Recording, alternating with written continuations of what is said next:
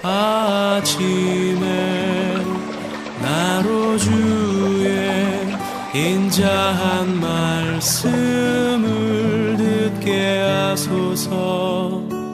내가 주 성도 여러분 안녕하세요. 목요일입니다. 하나님의 은혜가 여러분들의 삶의 자리에 가운데 가득하기를 소망합니다. 또 비가 많이 온다고 하는데 주변을 잘 살피시고 건강하시기를 바랍니다. 제가 말씀한 거 봅니다. 로마서 7장 24절 25절 말씀 제가 봉독합니다. 오호라 나는 곤고한 사람이로다. 이 사망의 몸에서 누가 나를 건져내랴. 우리 주 예수 그리스도로 말미암아 하나님께 감사하리로다. 그런즉 내 자신이 마음으로는 하나님의 법을 육신으로는 죄의 법을 섬기노라. 아멘. 빙점이라는 단어가 있습니다. 얼음 빙자에 점점자입니다. 그래서 이 빙점이라는 단어의 그 의미는 물이 어는 얼음이 되어지는 그 시점, 어는 그 점, 그 시간, 그 온도, 이것을 빙점이다 그렇게 말합니다. 도리어 역으로 말하면 또 얼음이 물로 녹을 수도 있는 그러한 시간이기도 합니다. 그러한 온도이기도 하고요. 그런 의미 속에서 이 빙점이라는 것은, 이 빙점이라는 단어는 묘한 그러한 의미를 지니고 있습니다. 일본 작가, 기독교 작가인 미우라 아야코 씨가 빙점이라는 그러한 소설로 굉장히 유명해졌죠. 또 그 빙점이라는 이 소설을 통해서 그 하나님의 세계, 그 복음에 대한 이야기도 전하고 있습니다. 그가 이 빙점이라는 소설에서 말하고 있는 이 빙점의 의미는 원죄, 사람이 가지고 있는 그 관계 속에서 만들어진 그 죄가 어떤 영향력을 끼치는지, 어떤 아픔을 만드는지를 그렇게 표현하고 있는 빙점, 미우라 아야코 씨는 것을 기독교적으로 원죄적인 그러한 의미로 그렇게 말을 하고 있습니다. 저는 이 본문을 묵상하면서 이 바울의 이 고백 속에서 빙점이라는 이 단어를 한번 생각해 보게 됐습니다. 바울은 참 정직한 사람입니다. 굉장한 열정을 가지고 있지만, 그리고 이 열정을 가지고 하나님을 위해서 일을 하는데, 그는 하나님 안에서 자신을 돌아볼 때 참 순결한 사람이었고 정직한 사람이었습니다. 가식을 하지 않고 자기를 위장하지 않는, 하나님 안에서 있는 모습 그대로를 드러내는 참 정직한 사람이었습니다. 그는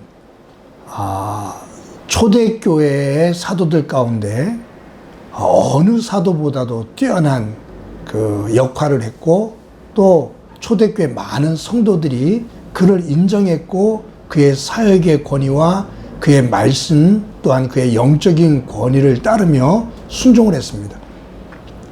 그래서 이 바울이 어떤 이야기로 자신을 이렇게 그 포장을 해도, 또 자신에 대한 어떤 권위를 스스로가 영적으로 말을 해도 모든 사람들이 거기에 수긍을 할 수 있는 그런 상황이죠. 근데 바울은 항상 자신을 돌아보면서 고백합니다.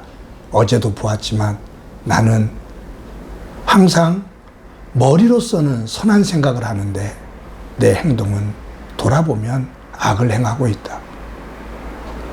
나는 선을 행하고 싶은데 항상 돌아보면 나는 악을 따라 살고 있다.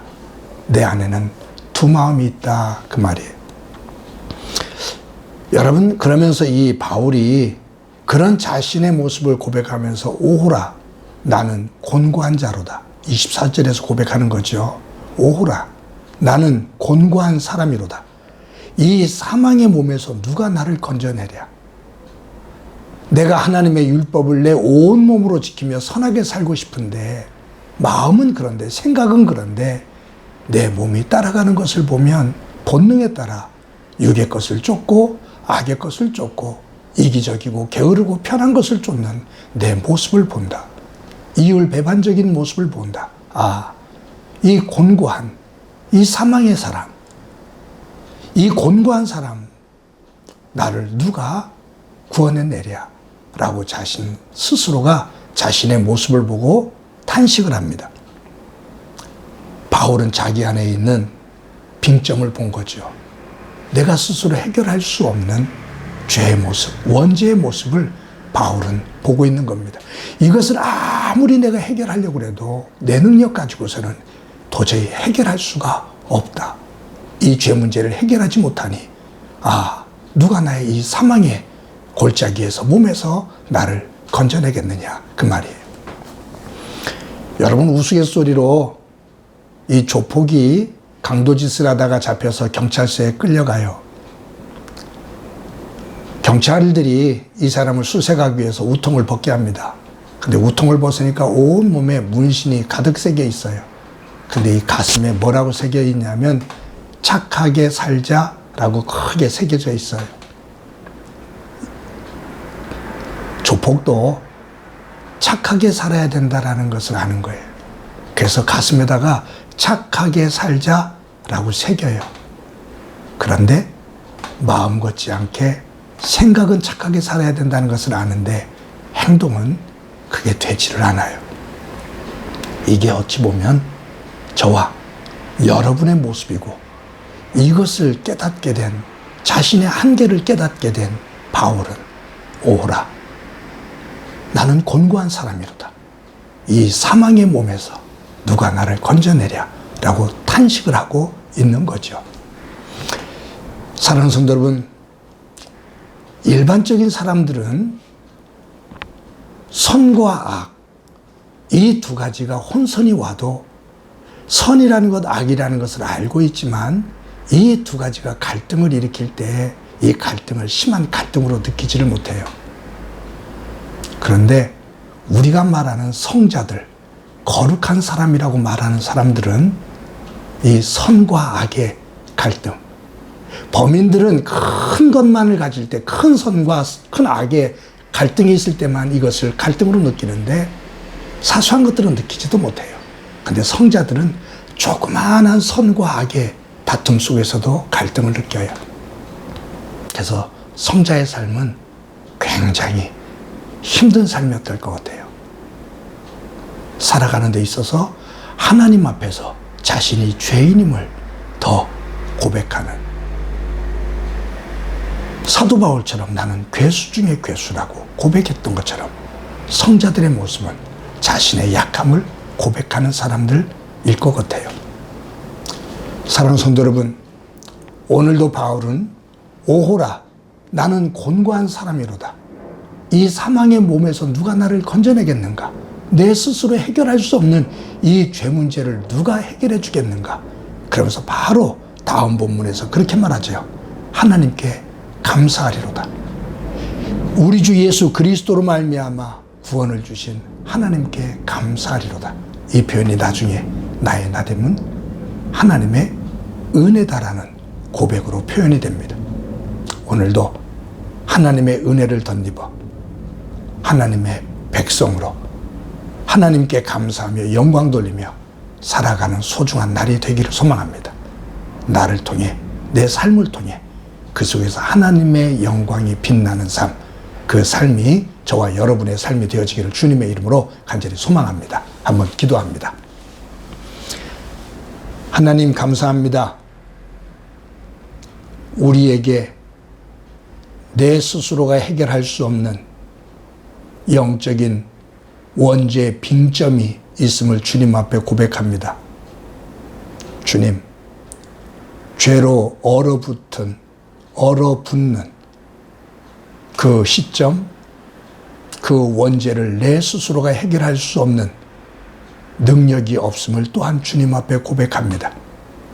사도 바울이 그 죄를 죄로 깨달을 때 하나님의 은혜를 더 크게 보았던 것처럼, 그 은혜 앞에 무릎을 꿇었던 것처럼 우리 또한 하나님의 은혜 앞에 무릎을 꿇는 소중한 삶이 되도록 은총 베풀어 주옵소서.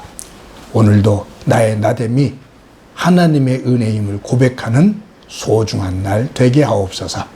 예수님의 이름으로 기도드립니다. 아멘.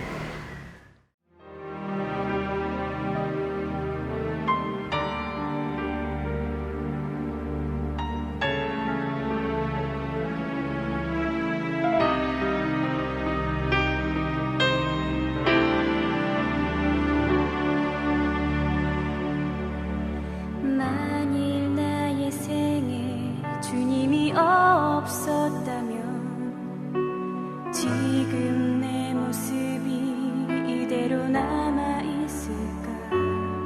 끝없이 솟아나는 슬픔과 뜻모를 외로움으로 내 영혼 어둠 속을 헤매고 있진 않을까. 나는 아무 공로 없으나 주님은 나를 부르시어 세상에서 가장 귀한 선물을 주시고 감당할 수 없는 무게로 내 영혼 짓누르던 짐을 비둘기 날개짓처럼 가볍게 하셨네. 나의 나 된 것은 오로지 주의 은혜라. 나의 공로로 되어진 것이 전혀 없도다. 나의 나 된 것은 오로지 주의 은혜라. 그는 내 영혼의 주인.